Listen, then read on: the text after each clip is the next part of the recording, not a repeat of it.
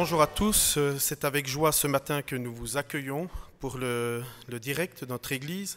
Alors nous souhaitons la très cordiale bienvenue aux personnes ici présentes. Bien sûr, nous avons respecté la distanciation sociale, la désinfection des mains et le port du masque. Et nous souhaitons aussi la bienvenue à vous, chers internautes, qui nous suivez au départ de votre smartphone, de votre tablette ou de votre ordinateur. Soyez vraiment les bienvenus dans le nom de notre Seigneur Jésus. Alors ne soyez pas étonnés, aujourd'hui notre pasteur n'est pas présent mais il va bien. Il prend juste quelques jours de repos bien mérités en famille. Et j'ai l'honneur aujourd'hui, je m'appelle Nunzio, de présider le culte ce matin. Je voudrais souhaiter aussi également la très cordiale bienvenue au pasteur Mehdi de l'église protestante de Jumet. C'est lui qui va porter le message ce matin et nous lui souhaitons vraiment un bon accueil et qu'il se sente à l'aise parmi nous. J'espère que vous allez tous bien, que vous prenez soin de vous, malgré les actualités qui ne sont pas toujours très positives. Continuez à respecter ce que l'on nous demande et nous remettons bien sûr tout cela dans les mains de notre Seigneur Jésus. Vous avez toujours la possibilité de nous suivre via notre page Facebook, sur la page Église protestante évangélique libre de Charleroi-Marcinelle, pour suivre les activités de notre Église et les messages, et également sur YouTube. Vous tapez Média Évangile, vous pouvez vous abonner pour visualiser nos messages en direct ou en différé. Le psalmiste dit « Je suis dans la joie quand on me dit « Allons à la maison de l'Éternel ». Eh bien, ce dimanche matin, nous sommes dans la joie et nous allons chanter. Notre groupe de louanges nous a préparé plusieurs chants. Chanter aussi, c'est une façon de louer et d'honorer notre Seigneur. Quand je contemple ta sainteté et quand je contemple ta bonté, je m'enveloppe de ton amour et si je vis, Seigneur, c'est pour t'adorer. Je vous propose que l'on chante ensemble « Quand je contemple ta sainteté ». Si vous connaissez ce chant derrière vos écrans, nous vous invitons aussi à chanter avec nous.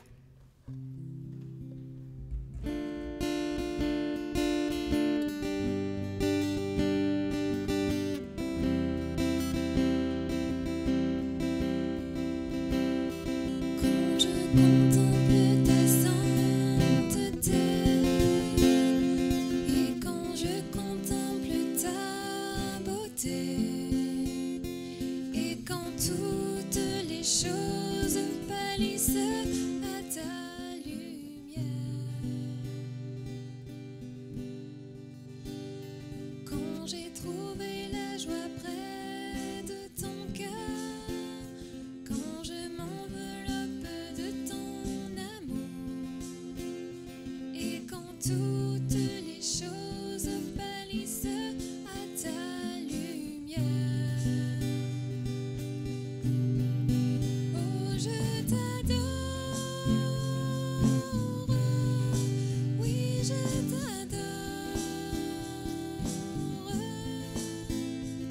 Si je vis, Seigneur, c'est pour t'adorer. Oh, je t'adore, oui, je t'adore. Si je vis, Seigneur, c'est pour t'adorer.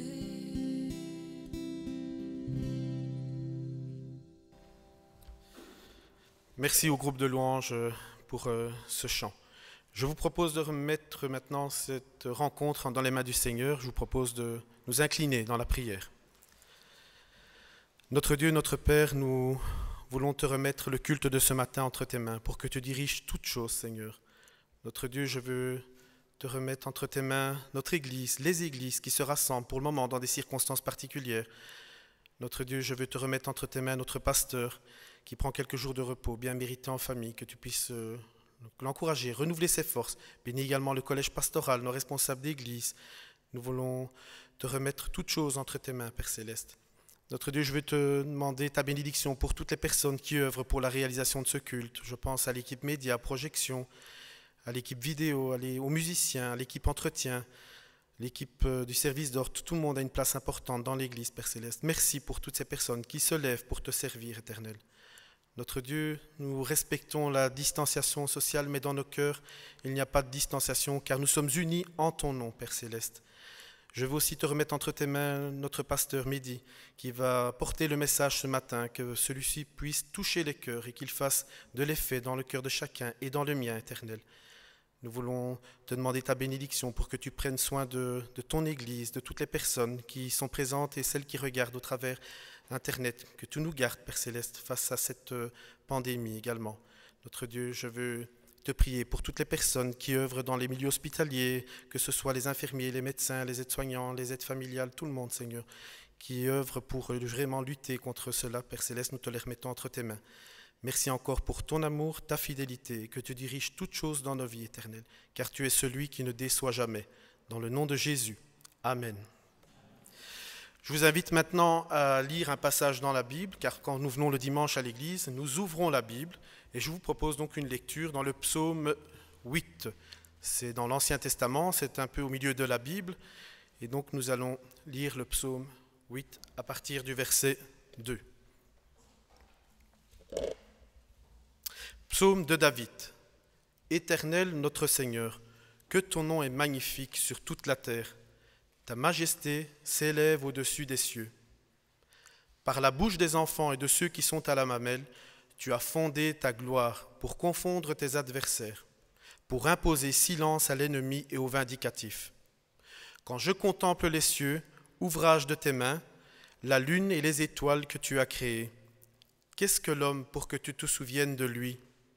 Et le Fils de l'homme pour que tu prennes garde à lui. Tu l'as fait de peu inférieur à Dieu, et tu l'as couronné de gloire et de magnificence.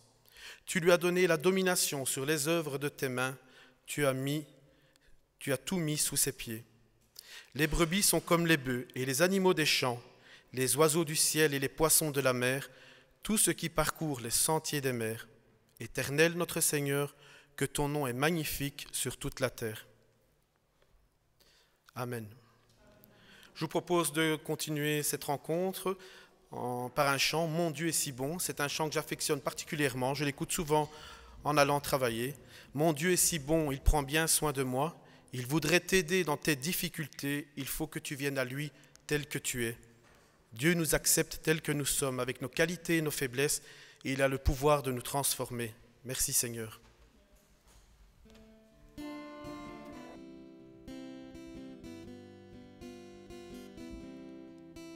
Mon Dieu est si bon, il prend bien soin de moi. Ce Dieu si fidèle, sais-tu qu'il pense à toi? Il voudrait t'aider dans tes difficultés.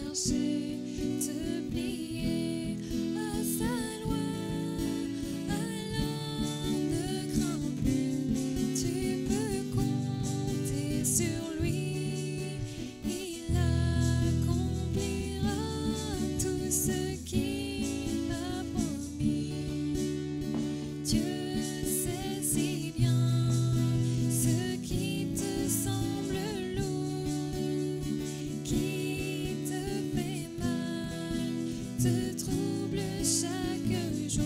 Il connaît tes besoins, ta peur du lendemain.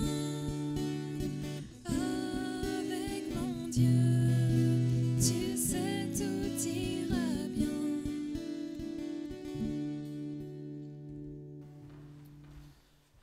Merci beaucoup à nos musiciens, parce que c'est du travail, ils préparent les chants, ils viennent répéter la veille, et vraiment nous voulons les remercier.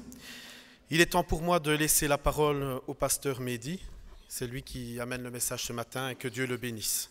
Merci.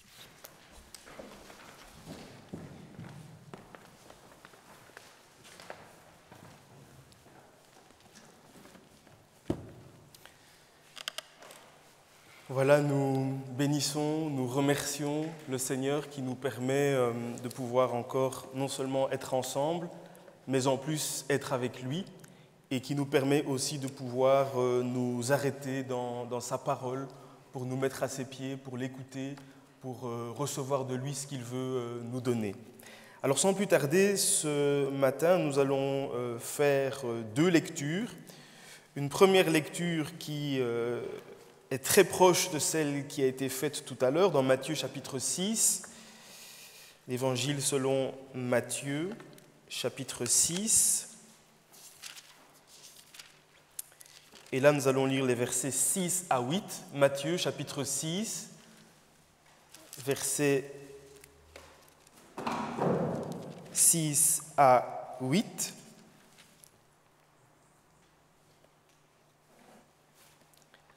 Voici ce qui est écrit. « Mais toi, quand tu pries, entre dans ta chambre, ferme ta porte et prie ton Père qui est dans le lieu secret. Et ton Père qui voit dans le secret te le rendra.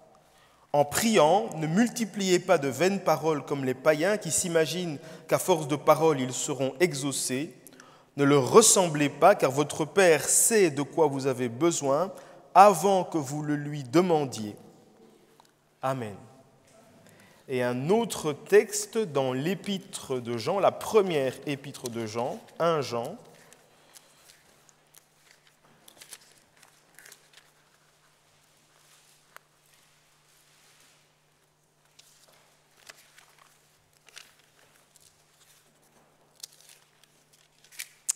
Première épître de Jean, chapitre 5. Et là, les versets 13 et 14. 1 Jean, chapitre 5, versets 13 à 14.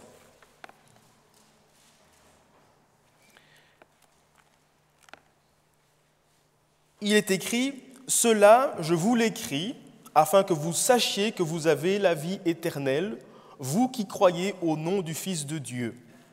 Voici l'assurance que nous avons auprès de lui. Si nous demandons quelque chose selon sa volonté, il nous écoute. Et si nous savons qu'il nous écoute, quoi que ce soit que nous demandions, nous savons que nous possédons ce que nous lui avons demandé. » Amen. Alors, le thème pour ce matin, la prière, se mettre au diapason de Dieu. La prière, 2 points, se mettre au diapason de Dieu.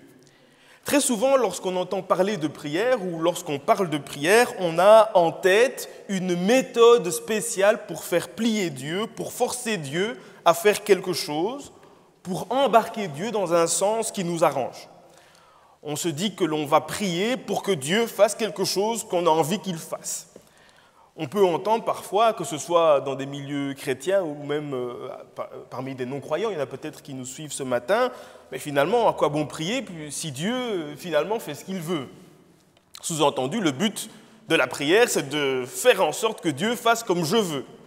On entend aussi parfois, mais si Dieu est bon, il devrait me donner tout ce que je lui demande, tout ce que je souhaite, tout ce dont j'ai envie, puisque c'est bien ça, être bon, c'est faire du bien, et donc Dieu devrait faire tout ce qui correspond à mon bonheur, tout ce que je souhaite pour mon bonheur.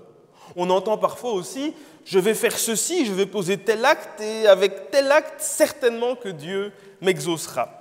Ou alors, parfois, dans nos prières, nous avons un style un peu plus pédagogique.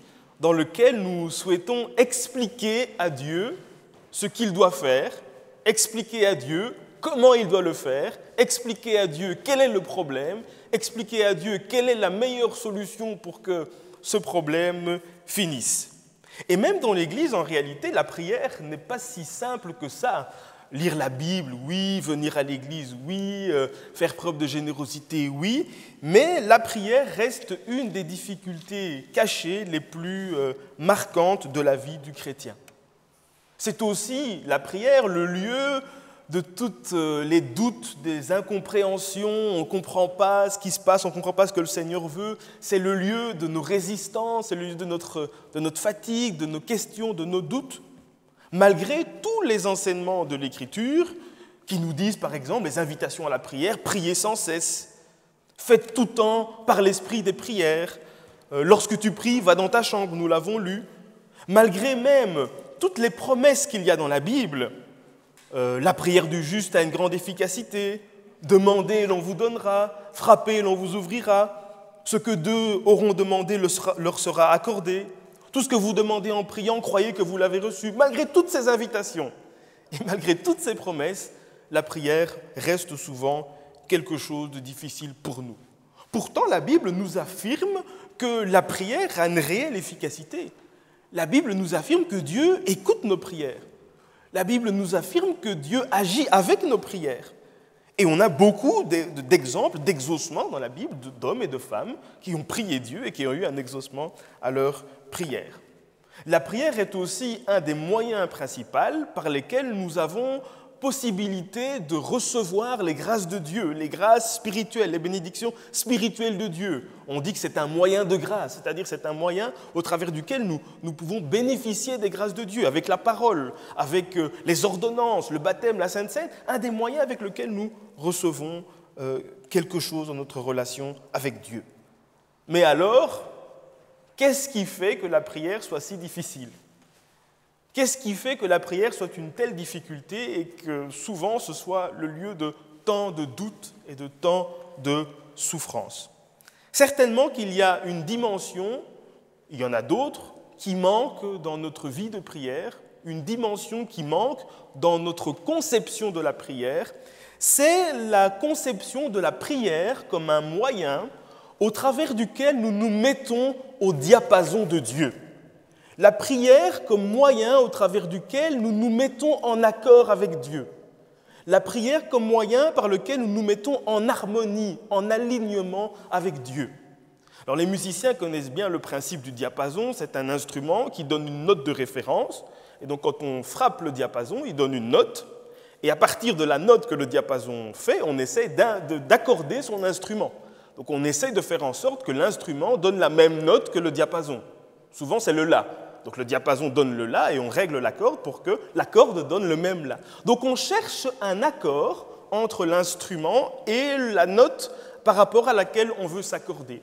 Et en réalité, la prière, c'est la même chose. Il y a une dimension dans la prière dans laquelle nous cherchons à nous accorder avec Dieu, où nous cherchons à vibrer sur la même corde que Dieu, où nous cherchons à entendre Dieu, où nous cherchons à vivre quelque chose d'intime et de particulier avec Dieu. On sait bien, par exemple, on parle de la musique, se mettre au diapason, mais on sait bien que se mettre en accord avec l'autre, se mettre en harmonie avec l'autre, c'est aussi indispensable dans plein de domaines de notre vie. On sait bien que quand on se marie, eh bien, on décide à un moment donné de devoir s'accorder avec l'autre, de devoir faire en sorte d'être en harmonie, de se comprendre, de parler le même langage, d'avoir les mêmes conceptions. On sait bien que lorsque l'on veut faire quelque chose dans la société, ou qu'on veut s'associer avec quelqu'un, eh bien, à un moment donné, il va falloir qu'on discute pour qu'on s'accorde, pour qu'on se mette d'accord, pour qu'on ait la même vision des choses, la même opinion, le même projet. Parce que s'il y en a un qui décide d'aller à droite et l'autre à gauche, c'est très peu probable que ce qu'on va faire ensemble marche bien. On a donc cette dimension de la prière comme un moyen pour nous mettre au diapason avec lui, avec sa volonté, la prière comme vraie relation. Alors, qu'est-ce qui est indispensable pour que nous puissions justement vivre cette dimension de me mettre en accord, de me mettre au cœur à cœur avec Dieu? un peu comme les amoureux au début des fiançailles qui sont dans une bulle dans laquelle rien d'autre n'existe et dans laquelle ils vibrent au cœur l'un de l'autre. Comment faire pour pouvoir progresser dans notre vie de prière et que cette dimension puisse prendre plus de place? Premièrement, nous devons prier en ayant conscience de qui est Dieu. Nous devons prier en ayant conscience de qui est Dieu. Pour bien prier, nous devons avoir une conception juste du Dieu devant lequel nous nous approchons. Une conception juste du Dieu devant lequel nous prions. Nous nous approchons du Dieu vivant. Nous nous approchons du Dieu qui entend, du Dieu qui voit, du Dieu qui sait, du Dieu qui agit, du Dieu qui ne sommeille pas, du Dieu qui ne dort pas, du Dieu qui est éternellement le même, le Dieu qui s'appelle « Je suis ». Quand on lui demande « Je m'appelle Je suis ». D'éternité en éternité, je suis Dieu. Nous prions le Dieu véritable et vrai. Nous ne prions pas le Dieu mort, nous ne prions pas le Dieu sourd, nous ne prions pas le Dieu impotent, nous ne prions pas le Dieu incapable, nous prions le Dieu vivant. La prière est un dialogue avec le Dieu vivant, avec le Dieu véritable et vrai, diront certains versets de la Bible. Le Dieu qui nous entend quand nous prions, le Dieu qui étend sa main, le Dieu qui agit, le Dieu qui transforme les choses qui sont. Nous prions aussi le Dieu omniscient. Nous prions le Dieu qui connaît toutes choses, le Dieu devant qui rien n'est caché, le Dieu qui connaît le présent, qui connaît le passé, qui connaît l'avenir, qui connaît nos cœurs, il connaît même les choses cachées. C'est David qui dit à Dieu, « Éternel, tu me sondes et tu me connais. Tu sais quand je m'assieds et quand je me lève. Tu pénètres loin ma pensée. Tu sais quand je marche et quand je me couche, et tu pénètres toutes mes voies. Car la parole n'est pas encore sur mes lèvres, que tu la connais déjà entièrement. » Nous prions le Dieu qui connaît toutes choses, qui connaît les profondeurs de nos cœurs, qui connaît nos besoins, nous l'avons chanté, qui sait de quoi nous sommes faits, qui sait d'où nous venons, qui sait où nous allons. La Bible nous dit même qu'il est le Dieu qui connaît le nombre de cheveux que nous avons sur la tête. Mais aussi, nous prions le Dieu tout-puissant, le Dieu qui peut toutes choses, le Dieu que rien n'arrête, le Dieu duquel il est dit « Y a-t-il quelque chose qui soit impossible à Dieu ?» Le Dieu devant qui rien n'est impossible, le Dieu tout-puissant.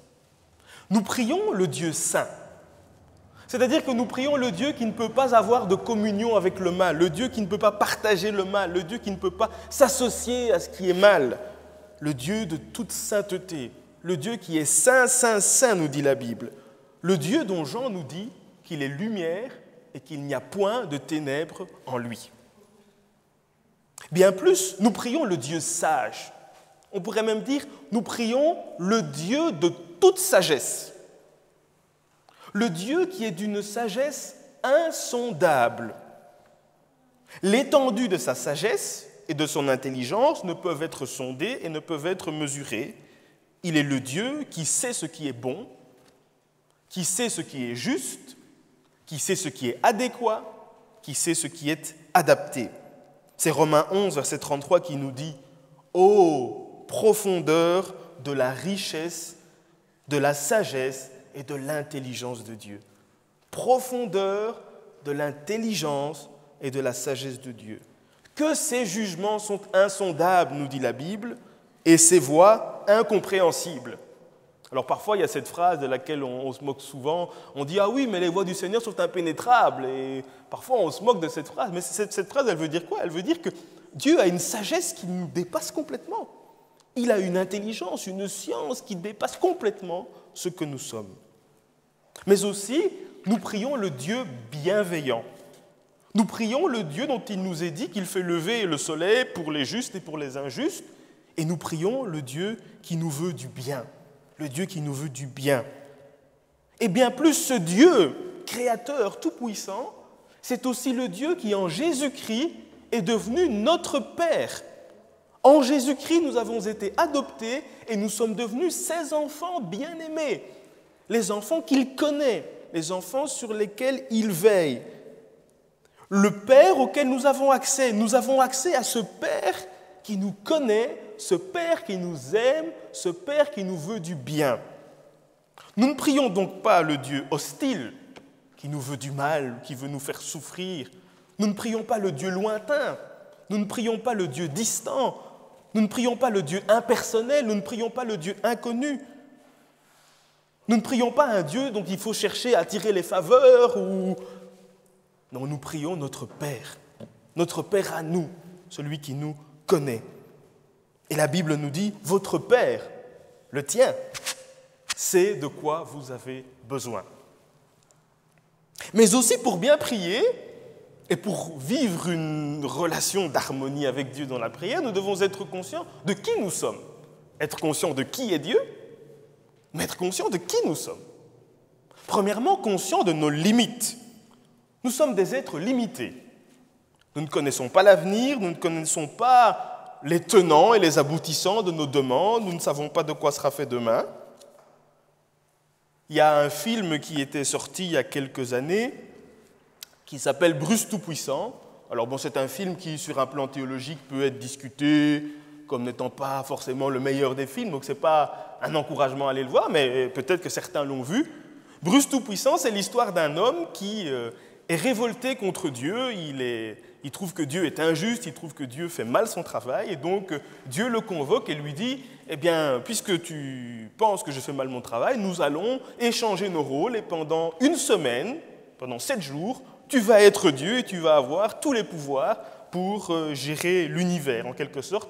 Pendant quelques jours, cet homme, Bruce, va être le Tout-Puissant, et il va gérer la création tout seul. » Et donc il se retrouve, Bruce, à gérer la création, et très vite, eh bien, il se rend compte qu'il se retrouve confronté à des centaines de milliers de prières.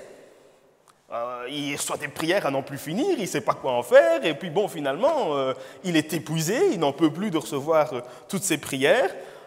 Alors il dit, je ne vais pas m'amuser à répondre à une prière une à une, je vais répondre oui à tout. Donc toutes les prières qui vont arriver, je vais dire oui, comme ça au moins ça m'évitera de devoir analyser chaque prière. Et là, en fait, il se rend compte à un moment donné que la Terre commence à avoir des problèmes, il commence à y avoir toutes sortes de catastrophes, toutes sortes de problèmes dans le monde. Il se rend compte qu'il est limité. Il se rend compte qu'il n'est pas, lui, le Dieu omniscient, le Dieu sage, le Dieu qui connaît, le Dieu d'éternité, le Dieu vivant. Il prend conscience de ses limites. Et quand nous prions, nous devons être conscients de nos limites, conscients de ce que nous sommes, conscients de ce que nous ne savons pas tout et que lui, Dieu, connaît toutes choses. Lorsque nous prions, nous devons être aussi conscients que nous sommes pécheurs. Que nous sommes pécheurs. Malgré que nous sommes pardonnés, malgré que nous sommes justifiés, nous sommes encore pécheurs. Il y a encore en nous des mauvais désirs, des mauvaises pensées qui ne glorifient pas Dieu. Des pensées de convoitise, des pensées de meurtre, des pensées de haine, des pensées d'envie, des pensées de querelle, des pensées de division. Et toutes ces pensées, et toutes ces idées, tous ces désirs brouillent aussi notre relation avec Dieu. Et c'est ce que l'apôtre Jacques dit, vous demandez, il parle aux chrétiens, vous demandez et vous ne recevez pas parce que vous demandez mal dans le but de satisfaire vos passions, donc vos mauvais désirs. C'était donc des chrétiens qui priaient pour que Dieu exauce dans le sens de leurs mauvais désirs, de meurtre, de jalousie, d'envie. Ils pensaient qu'ils pouvaient tirer Dieu dans leurs mauvais projets, dans leurs mauvaises idées.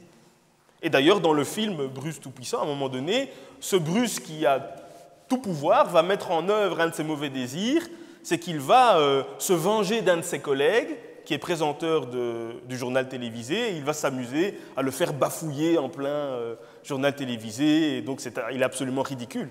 C'est-à-dire qu'il y a en nous des mauvais désirs. Et ces mauvais désirs, ces mauvaises idées peuvent être un obstacle à une vie de prière qui soit une vie de prière fructueuse, c'est-à-dire reconnaître qu'en priant, nous avons aussi besoin que nos cœurs soient purifiés, besoin que certaines choses de nos cœurs soient enlevées, besoin que certaines de nos intentions, certaines de nos idées soient nettoyées pour être capable de prier de façon juste, pour être capable de prier d'une façon qui plaise à Dieu.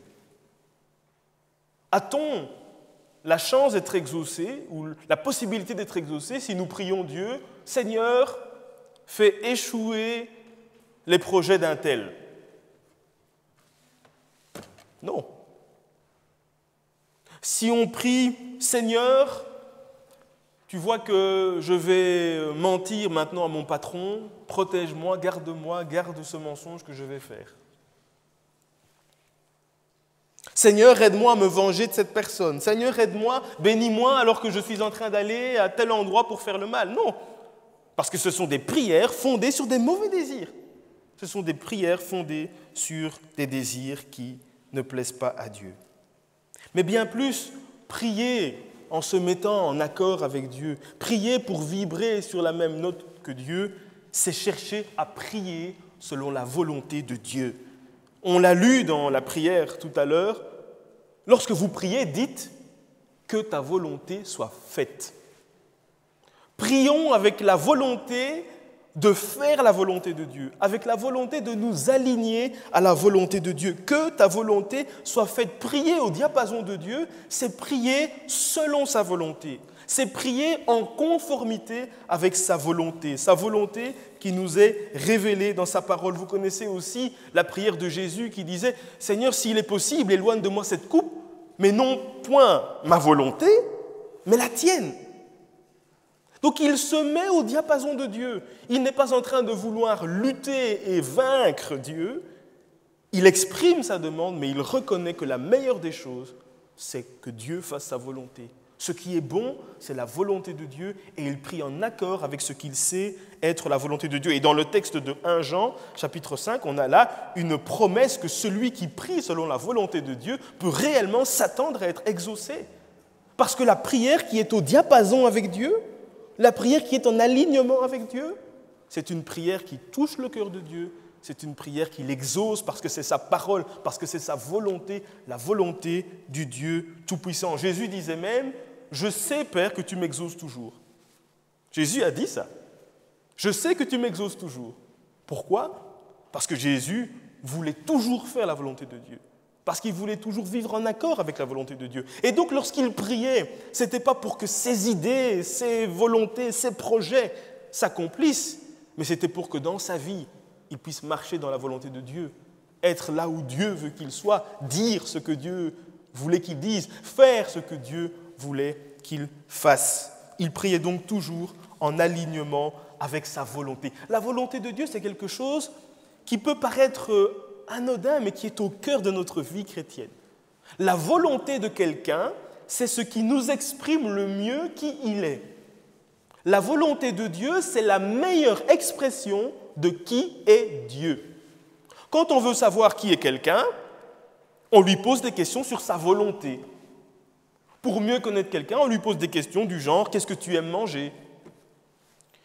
Qu'est-ce que tu détestes le plus chez une personne, dans une amitié ? Qu'est-ce que tu n'aimes pas ? Où est-ce que tu préfères vivre ? Tu préfères vivre à la ville ? Tu préfères vivre à la campagne ? À quoi est-ce que tu aimes passer ton temps libre ?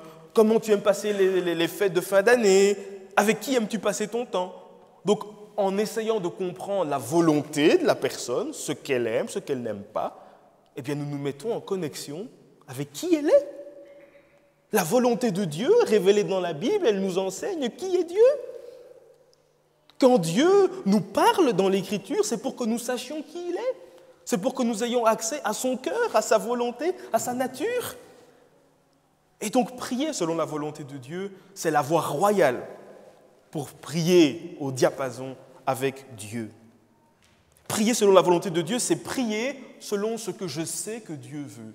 Je sais que Dieu le veut et je prie cela. Seigneur, aide-moi à vivre dans la sanctification. Aide-moi à vivre pur, propre, comme tu le veux. Seigneur, aide-moi à être humble, comme Christ l'a été. Seigneur, que notre Église soit une maison de prière. C'est ce que tu veux. Seigneur, que notre famille te serve, comme il est écrit, « Moi et ma maison, nous servirons l'Éternel ». Seigneur, dans cette situation qui est devant moi, aide-moi à réagir avec patience, avec amour, parce que c'est ta volonté. Nous prions donc en connaissance de qui est Dieu. Et prier selon la volonté de Dieu, c'est aussi prier, comme on dit parfois, prier la Bible. c'est-à-dire prier sur base de ce que Dieu nous dit dans sa parole. Par exemple, Seigneur, ta parole dit que ceux qui ont un cœur pur te verront. Aide-moi à avoir un cœur pur. Seigneur, ta parole dit que nous devons être serviteurs les uns des autres. Aide-moi à être serviteur dans l'Église. Aide-moi à être serviteur dans ma famille. Seigneur, ta parole dit que tu es le Dieu de toute consolation. Viens consoler mon cœur. Viens consoler le cœur de mon frère, le cœur de ma sœur, le cœur de ma famille. Seigneur, ta parole dit que tu es un refuge et une forteresse. Sois mon refuge, sois ma forteresse. Je me confie en toi. Nous prions donc selon la volonté de Dieu. Et parfois, nous ne savons pas trop quelle est la volonté de Dieu, nous ne savons pas trop ce que Dieu veut dans une situation, mais nous cherchons quand même à prier d'une façon à dire à Dieu que sa volonté s'accomplisse. Seigneur, je veux changer de travail. Montre-moi le chemin, guide-moi. Montre-moi le chemin que tu veux que je suive. Seigneur, j'ai un projet de mariage. Donne-moi ta sagesse, donne-moi ton intelligence pour que je sache si c'est bon, si c'est juste, si c'est adapté. Seigneur, aide-moi à pardonner à mon prochain, à celui qui m'a offensé. Aide-moi à supporter ce collègue difficile. Nous prions donc avec ce cœur, cette volonté, que la volonté de Dieu soit faite. Mais aussi, prier au diapason de Dieu, prier en accord avec Dieu, prier en cherchant le cœur à cœur, l'harmonie avec Dieu, c'est aussi prier par le Saint-Esprit. C'est Jude 1, verset 20 qui nous dit « Et priant par le Saint-Esprit ». Éphésiens 6, 18 nous dit « Faites tout en tout temps par l'Esprit des prières ». Et Romains 8, c'est un texte vraiment riche qui serait un peu long d'expliquer en détail, mais il dit ceci « De même aussi l'Esprit nous aide dans notre faiblesse, car nous ne savons pas ce qu'il convient de demander. Mais l'Esprit, le Saint-Esprit lui-même, intercède par des soupirs inexprimables, et celui qui sonde les cœurs connaît la pensée de l'Esprit. » Ce verset nous enseigne que le Saint-Esprit vient nous aider à prier. Nous prions avec le Saint-Esprit, avec l'aide du Saint-Esprit. Et il dit, nous ne savons pas comment prier. Peut-être qu'il y a eu des situations dans votre vie où vous ne saviez pas quoi demander à Dieu. C'est tellement compliqué, je ne sais pas quoi dire. Seigneur, je ne sais pas te dire mon émotion, je ne sais pas ce qui est bon. Mais nous ne sommes pas seuls dans notre vie de prière. Le Saint-Esprit nous aide à prier en conformité avec la volonté de Dieu. Le Saint-Esprit nous aide à prier d'une façon qui plaise à Dieu. La Bible dit qu'il prie en nous par des soupirs inexprimables. Il nous aide à nous mettre au diapason de Dieu. On pourrait dire le Saint-Esprit est le compagnon de notre vie de prière. Nous ne sommes pas seuls lorsque nous prions. Même lorsque nous sommes perdus, même lorsque nous sommes dans le doute, dans l'incertitude, nous sommes avec le Saint-Esprit qui nous conduit, qui nous dirige, qui nous oriente, qui nous corrige à l'intérieur, au plus profond de nos cœurs. Ceux parfois qui utilisent des traitements de texte sur l'ordinateur, il y a le correcteur orthographique. Donc vous écrivez un mot qui est mal orthographié et l'ordinateur vous propose de changer ce mot par un autre. Et donc c'est un peu ça, le Saint-Esprit, il est là auprès de nous pour nous guider lorsque nous prions, pour nous aider à savoir ce qu'il est bon de demander, pour nous aider à savoir comment nous devons nous présenter à Dieu. Le Saint-Esprit vient et il dépose des fardeaux sur nos cœurs. Prie pour un tel, prie pour telle situation, prie dans tel sens. Il est là, il nous dirige. Nous ne sommes pas seuls, nous ne sommes pas orphelins dans notre vie de prière. Lorsque nous nous approchons de notre Père, le Saint-Esprit est là, il est avec nous. Maintenant, dans les voitures, il y a des nouveaux systèmes qui sont des systèmes qui, en fait, calculent, sur l'autoroute par exemple, la présence des lignes blanches. Et lorsque la voiture s'éloigne et franchit une ligne blanche, la voiture automatiquement se remet sur le bon chemin. Donc dès qu'elle détecte que voilà, où on s'endort, on est distrait, on sort, hop, la voiture automatiquement se remet sur le bon chemin. Et bien c'est aussi ça le Saint-Esprit. Lorsque nous sommes dans nos temps d'incertitude, dans nos questions, il vient là, auprès de nous, il nous dirige, il nous conduit au plus profond de nos cœurs, parfois sans qu'on sache le dire. Il dépose une pensée, il dépose un verset sur notre cœur, une idée, il met des inspirations sur nos cœurs pour que nous puissions aller vers Dieu, pour que nous puissions vivre ce temps de communion, ce temps de cœur à cœur avec lui. C'est Luther qui disait « Ne pense pas que c'est toi qui pries. Quand tu ne pries pas dans et par le Christ, et que le Christ ne prie pas lui-même en toi, ta prière est vaine. » Donc nous prions avec le Christ qui intercède pour nous, nous prions avec le Saint-Esprit qui est notre compagnon, et nous nous approchons de Dieu. Parfois, on ne sait pas trop, mais il nous aide à vibrer à la même corde. Il nous aide à entendre la voix de Dieu. Tout à l'heure, on a chanté « Je veux entendre ta voix ». Il nous aide à entendre la volonté de Dieu, à comprendre ce que Dieu veut dans une situation ou l'autre, à comprendre ce que Dieu attend de nous. Alors qu'il s'agisse d'une prière de louange, une prière d'action de grâce, une prière de supplication, de repentance, de confiance, nous ne sommes pas seuls. Nous sommes accompagnés par Dieu dans notre vie de prière, pour que notre vie de prière soit réellement une rencontre. Puisque nous prions le Dieu vivant, nous prions le Dieu qui nous écoute, nous prions le Dieu qui nous connaît. Nous ne prions pas l'univers, nous ne prions pas les esprits qui sont dans les arbres, nous ne prions pas un objet, nous prions le Dieu vivant, qui est notre Père, qui nous entend, qui veut notre bien, qui veut nous diriger. Même lorsque nous pensons qu'une chose est pour notre bien, lui, il sait ce qui est meilleur pour nous. Il est le Dieu qui nous dirige et qui nous conduit. Alors pour conclure, Dieu est là lorsque nous prions. Quel privilège! Nous avons, par Jésus-Christ, accès au Dieu de l'univers. Dieu est là lorsque nous prions et il nous écoute. Nous vivons un temps de compagnie avec le Dieu présent. Il nous parle, il nous écoute. Ce n'est pas un monologue, la prière. Ce n'est pas de l'autosuggestion. Ce n'est pas une discussion dans laquelle on fait les questions et les réponses. Il nous entend, il nous parle dans un dialogue, dans une communication avec lui.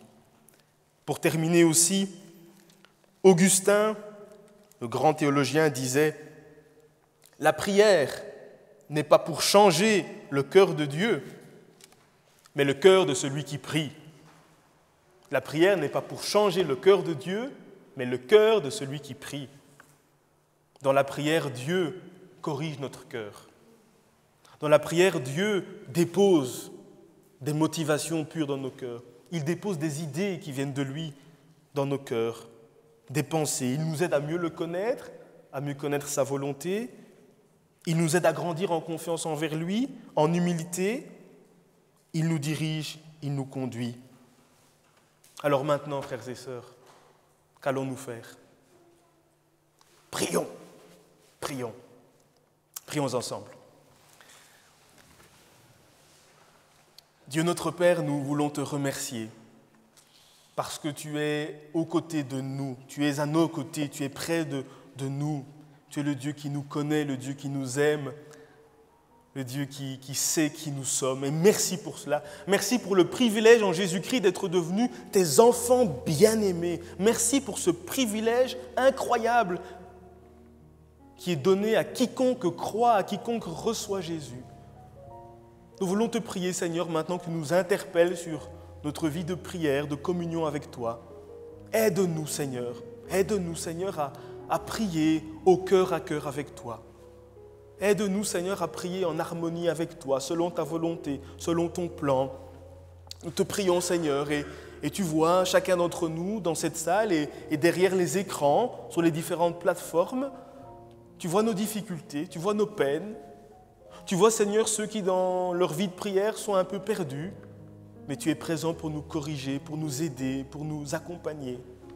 Tu vois ceux qui, peut-être, derrière les écrans ou ici, ne te connaissent pas encore et se disent « J'aimerais bien connaître ce Dieu qui m'aime, ce Dieu bienveillant, ce Dieu vivant. » Seigneur, nous te remercions pour ta présence et nous te demandons d'aider chacun d'entre nous, de nous conduire, de nous accompagner, de nous fortifier, de nous soutenir par ton Esprit, Père, afin que dans nos temps de prière, nous puissions réellement te rencontrer, t'entendre, avoir un cœur changé, avoir des pensées changées, avoir un renouvellement de notre être intérieur.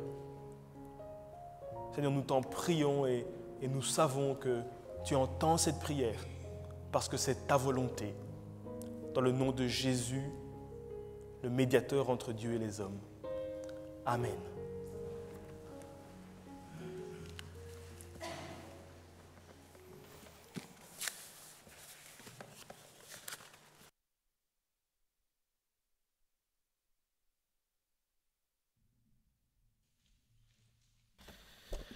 Je voudrais vraiment remercier Mehdi pour son message édifiant et que nous soyons tous des diapasons pour nous accorder avec Dieu.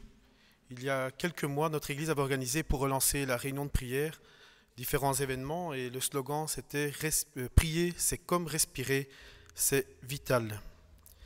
Et à cet effet, je voudrais vous lire 2-3 mots sur la prière qui était apparue dans le magazine Résurrection. Ne commençons pas une journée sans avoir prié. Ne touchons pas à un repas sans avoir prié. Ne terminons jamais une journée sans avoir prié. Ne vivons pas sans prier. Alors, si nous voulons devenir des diapasons, pas besoin de courir au magasin de musique. Ouvrons notre cœur à Jésus, prions, et Dieu nous aime, il t'aime, et il fera le reste. Et que pendant cette période aussi de confinement, que nous ne mettions pas notre foi en confinement, mais que du contraire, que l'œuvre de Dieu soit comme un chef d'orchestre dans nos vies et qu'il grandisse en nous. Je vous propose pour continuer ce culte de chanter « Je crois en Jésus, je crois qu'il est le Fils de Dieu. Après ta mort, Dieu t'a ressuscité. Nous avons un Sauveur vivant. Je crois qu'il est ici, présent au milieu de nous, pour nous guérir et par sa grâce nous pardonner. »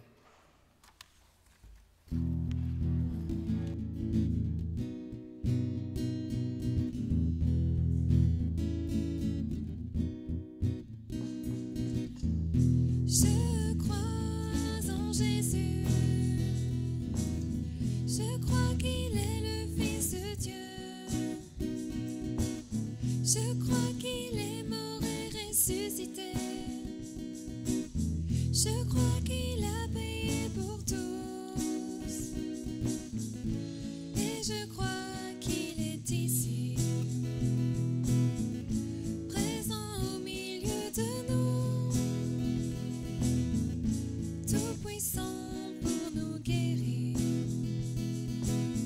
et par sa grâce nous pardonner.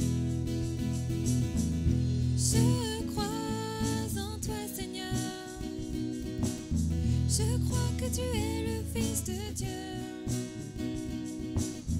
Après ta mort, Dieu t'a ressuscité. Je crois que tu as payé pour tout. Et je crois que tu es là, présent au milieu de nous, tout puissant pour nous guérir et par ta grâce nous pardonner.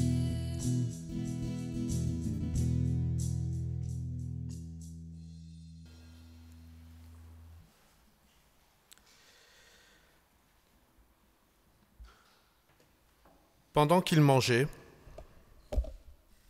Jésus prit du pain et après avoir rendu grâce, il le rompit et il le donna aux disciples en disant « Priez, mangez ceci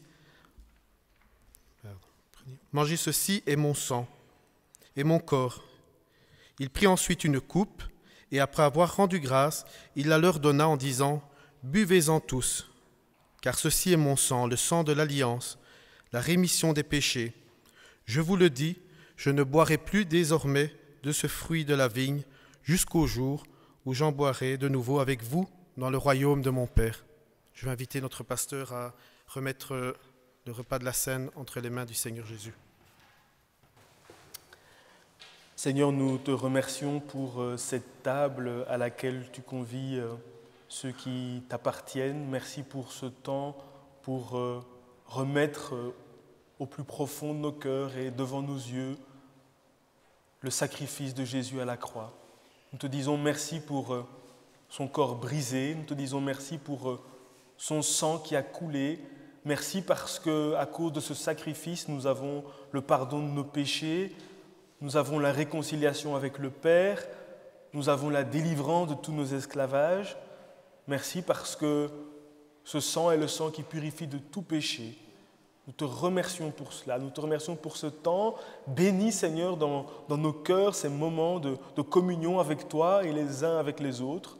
Nous te remercions aussi parce que ce temps de Sainte Seine est aussi pour nous une façon de proclamer que Jésus revient. Il revient pour prendre les siens, il revient pour prendre son Église. Béni sois-tu, Père, parce que c'est une assurance inébranlable dans nos cœurs. Amen. Je vais demander aux frères anciens de s'approcher, aussi à Léo, à Sacha, à Stéphano, pour le repas de la Seine.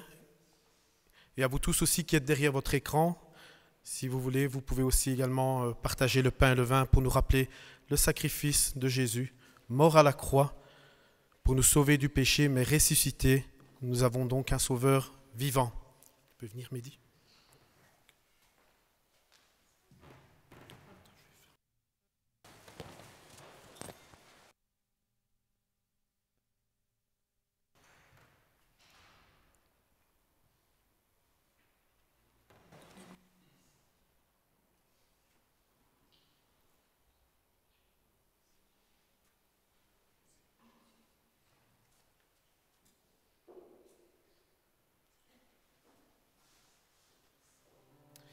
Je vais demander également aux frères et sœurs nés de nouveau de vouloir se lever pour partager le repas de la Sainte Seine.